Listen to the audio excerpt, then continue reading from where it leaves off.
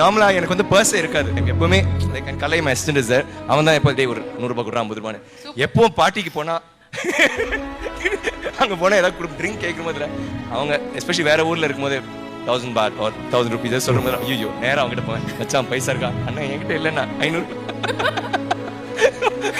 അവൻകിட்ட അതേ കഥ അവൻ പോയി അവൻ വൈഫ് കിட்ட വാങ്ങി வந்து கொடுப்பான். സത്യം പറഞ്ഞാൽ നിങ്ങൾക്ക് ഈ വീഡിയോ കണ്ടപ്പോ ഒരുപാട് സന്തോഷം തോന്നിയില്ലേ?